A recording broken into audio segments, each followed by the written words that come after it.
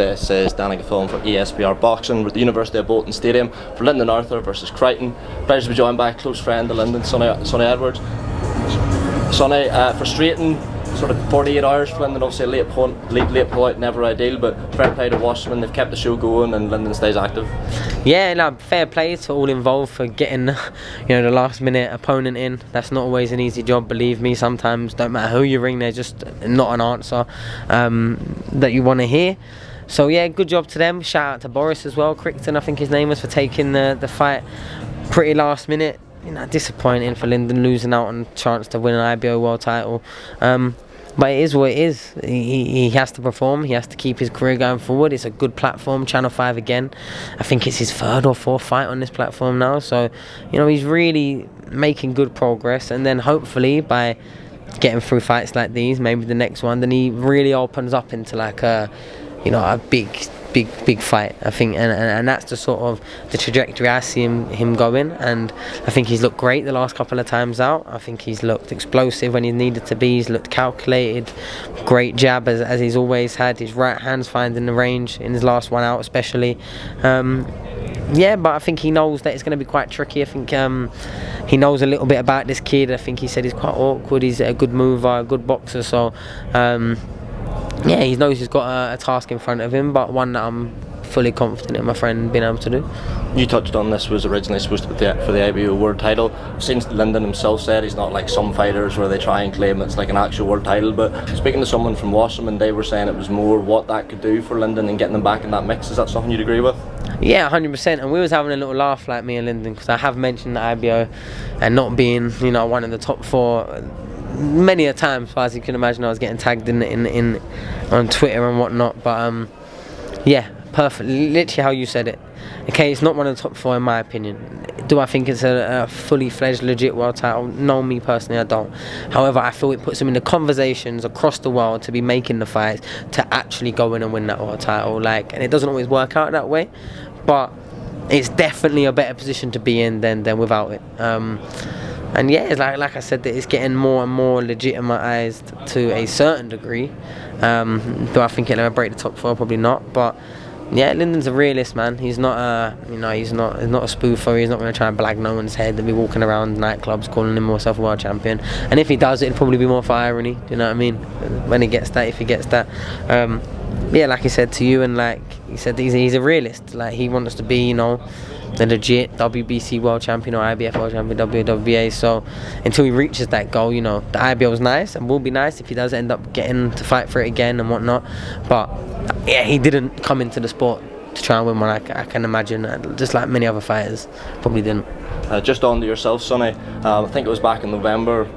I've said this to people. So obviously, you won the world title against Mithalan or Mithalani, but Alvarado was sort of unknown in the sport. And no disrespect to Mithalan, Alvarado was a fighter in his prime. So speaking about, I thought that was a career best win for you at the time. But things have sort of gone quite quiet since then. There was talk of Juan Julio Cesar Martinez, but Bam Rodriguez and Eddie Hearn maybe doing this like flyweight round robin. But I watched the recent interview with Eddie, and he touched about how people would be calling like what's happening with Sonny, like well regarded as one of the most talented British fighters, and he said, Sonny Edwards isn't my fighter, he's not my priority list. Just your response to that and then updating where things stand with yourself. But he wasn't wrong, was he? He was bang on. I'm not his fighter, so people asking him about me, it's the fighters. If he can make the fight, he'll make the fight. I can assure you that. He's tried. And I think he's realised a little bit how hard it is to make the fight with me, and just how much that these other opponents are asking for. Better than anyone. Eddie probably knows, probably better positioned than anyone in the world actually. It's all love. It's all love with Eddie. Matchroom. The fights are there to be made. It's just about getting them penned in. It's been a little bit quiet behind the scenes. There has been stuff going on. Behind the scenes there has been, so hopefully I can have some in the next week or two. Should have some more concrete, but there has been some exciting things that we're trying to get over the line and trying to make happen, because I seem like probably the easiest problem to solve right now. Make that fight. There's loads of them.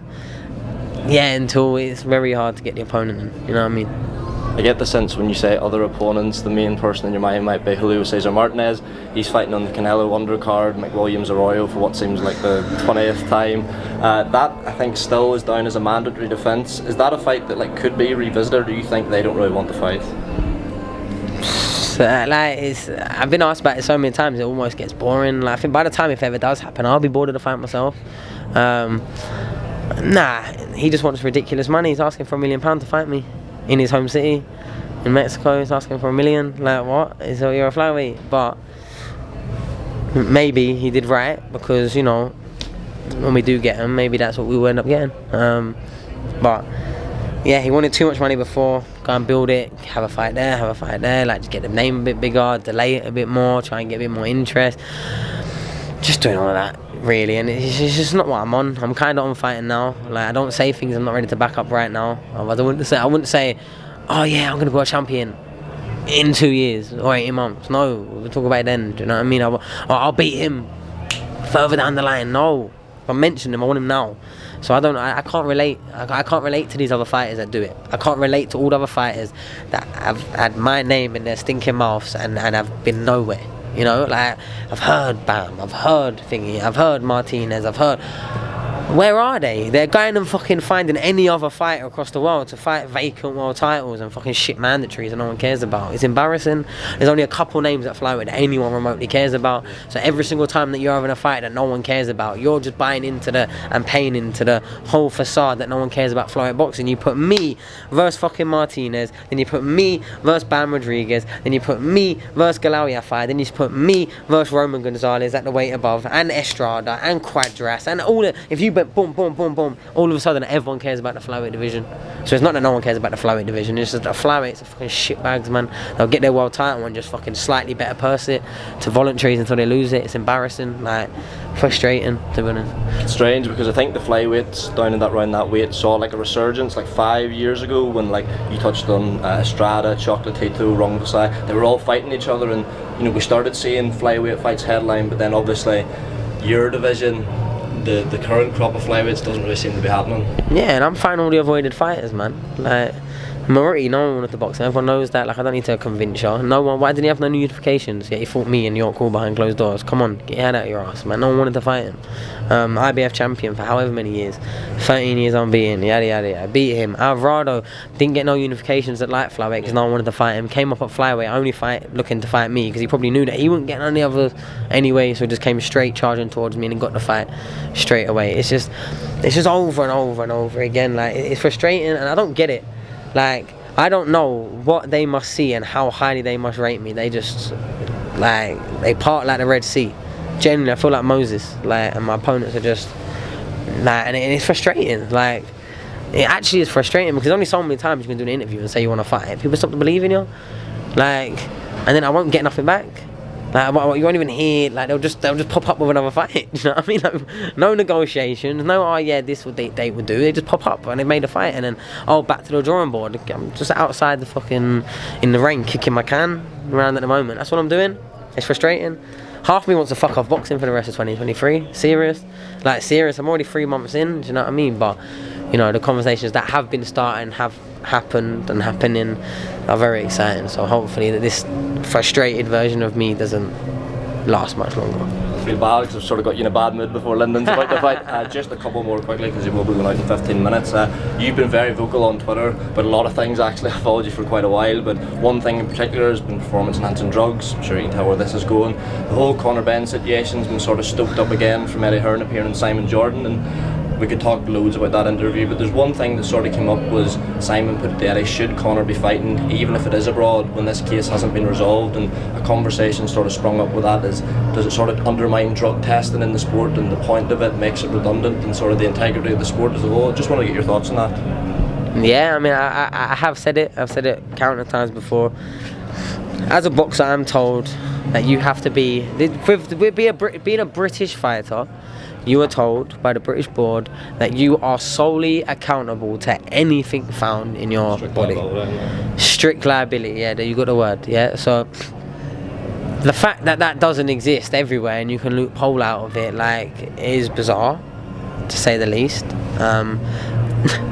It's not like we don't know who got tested. It's not like we don't know whose body and what labs. Like, we've got all the paper trail.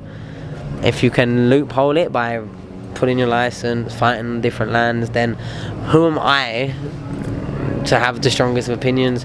Do I believe that someone who failed 2 drugs tests, carried on with a camp, made and booked the venue and all of that, sold all the pay-per-views, and then right last minute it come out, do I think that that person, regardless who it is, regardless of what their name is, last name is, first name, fighter, weight, gender, pronouns, like whatever they are, do I think that same person should fight 8 months later for £10 million in Saudi? No, I do not. Categorically, it makes me feel sick. Genuinely. But me feeling sick or feeling disgusted or bitching about it, or that's all I'm doing, giving my opinion, because it's not going to change anything. I'm not going to try and change anything. I'm not going to go from this mic and then start campaigning, because I don't care, to be honest, really, because no one else cares. Why should I? I had this conversation when the whole Canelo thing happened 2-3 years ago with Oscar, who I just had an interview with now. I sat there ranting for half an hour. Everyone was like, oh my god, I can't believe someone talked about it. Well, guess what? 2-3 years later, it's exactly the same thing. Someone's given a green light to someone that's failed a test. Doesn't make sense to me. But I'm a boxer. I guarantee if I failed a test, though, I'd get banned for 2 years. Why is that? Why? I don't know. Like, so I don't know what to say, what to think. Like, it just is what it is, and I can't take it personally because it's not personal to me. I'm not involved. You know what I mean? Yeah. But I do take it personally because I spent 17 years, 18 years of my life trying to get good at this one sport. That someone potentially, not you know what I mean, someone that potentially could have started very quite late, took to the easy way out of doing loads of performing arts and drugs, and then elevating to a level of stardom that I might never be able to get to. So if that is potentially the case, it's a bit annoying, isn't it? Yeah. You know what I mean? It's just a bit annoying, like, and I do think I'm one of the best right now that do it. I think I'm one of the best ever from these shores to do it. I don't think I've got the resume to say that right now. I think I will get it. I genuinely do. But one thing, that no matter what happens or whatever height I achieve or the lowest of whatever, I can hand on heart at the end of it say I done it clean. And if you can't do that, then what's your achievements mean to you? Because to me they wouldn't mean nothing. They would not mean nothing. If I didn't do it with a whole heart, look my kids in the face, you should be proud of your dad because he did this. I couldn't imagine sticking fucking an injection every 12 hours in my batty and doing it at 11 o'clock at night, so when you put the drug testers it don't come. Nah man, fuck all of that man, it's cowardice, and if you ever do any of that, you know what I mean, you're not my people anyway. Nah, it just makes me feel sick, man. Very last one, from one depressing topic in boxing to another. Fury Usyk, sort of final nail in the coffin through this week. A lot of people have sort of been laying into Tyson Fury, saying he's stuck in the fight, that he never wanted to fight. Just quickly get your 2 cents on the whole thing. Nah, I don't know, I think the fight's going to happen. I don't think it was ever going to happen on 29th of April, and I think it will happen by June, July. That's what I think. Fingers crossed. Sonny, thanks very much, mate. Go on, bro. Appreciate the time, Sonny. No worries. Top man.